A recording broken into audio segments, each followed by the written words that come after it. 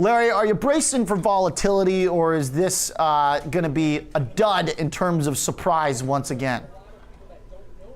You know, I think it's going to be a slight dud, and the risks are skewed to the upside for treasuries, meaning lower yields. There's been a seasonal bias over the last 20 years. September's number disappoints. Average hourly earnings are still putting real wages in negative territory, raising the bar very high. And let's face it, 2018 has been marked with sub 4% unemployment. So a rally in disappointment, or a disappointing number, you know, we'll see a bigger rally that way than an upside surprise causing yields to go higher. I think that'll be muted. Is that just because anytime we've gotten a pop in yields so far, there's been a buyer to come in and just take it for the yield, that there's no real systemic inflation risk? Well, partly, but I also think there's an enormous amount of what we call volume bulges, I should say, right around here. So it makes the moves a lot more muted. But if we see a upside surprise, a non-farm payroll, I just think the response will be muted compared to a disappointment due to the fact of emerging market wobbles, White House twittering, and Europe just, you know, with their crunchy numbers. Yeah. Well, Larry, you know, you're probably feeling pretty good right now, right? Because your thesis that you have outlined to us throughout this year has held up pretty well. I mean, we're looking at a 2.8%, so maybe not this, you know, the same power of buying to push down yields like I know you've been waiting for, but the way the market is viewing Powell, the way the market is viewing the economy seems to be largely in line with pretty much what you've been telling us, which is don't get ready for a move higher in bond yields. Yeah.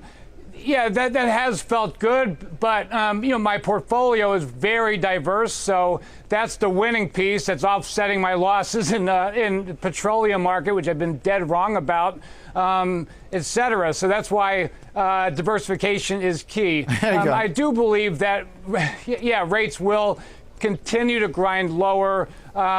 Basically, we're going to continue to have the growth prospects just, you know, not that exciting, not that compelling, and fiscal issues, et cetera, et cetera. And I still believe that the Fed owns the front end of the curve and has no relation to what goes on 10 years and beyond. So well, that's what I'm curious about, because the market interpreted the Jackson Hole moment as being somewhat dovish, that maybe Powell would back off from a steady rate of hikes post-December.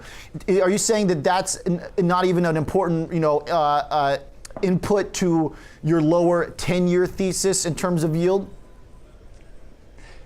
A little bit. I mean, I think it should be paramount, actually. That's been the, you know, the million-dollar question. Like, what's going to happen when the Fed pauses? It doesn't seem like the market has figured that out. But I think the growth prospects will tell us before Powell does something or doesn't do something, and that's the bottom line. We have real wages still in negative territory. We have Eurozone, you know, numbers just not catapulting like I was hoping they would. You know, it's really all about U.S. exceptionalism and how much longer can that last. So, Larry, when you think about some of the economic data, today we get, you know, the lowest jobless claims in 50 years. We've seen individuals leaving jobs on their own volition. Many will say that means inflation's on the way. That means that you finally will get, you know, a trade that goes in the opposite direction of what you and I are talking about here, which would mean higher long-term yields. So when you see the GDP get revised to 4.2%, when you see these types of things, does it make you think about sort of the timing of your trade, that yes, we will get the growth, we will get the inflation, but it's going to be, you know, 6-10 months from now, or that this is as good as it gets right now? I'm trying to make that distinction, if you understand.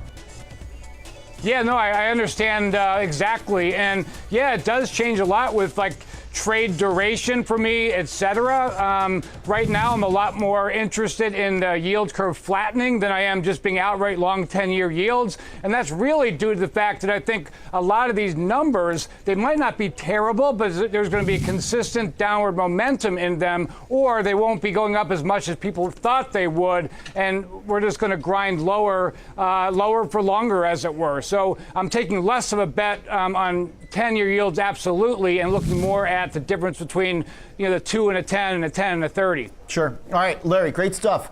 Always fun walking through what you're doing right now. Thank you, Mr. Shover.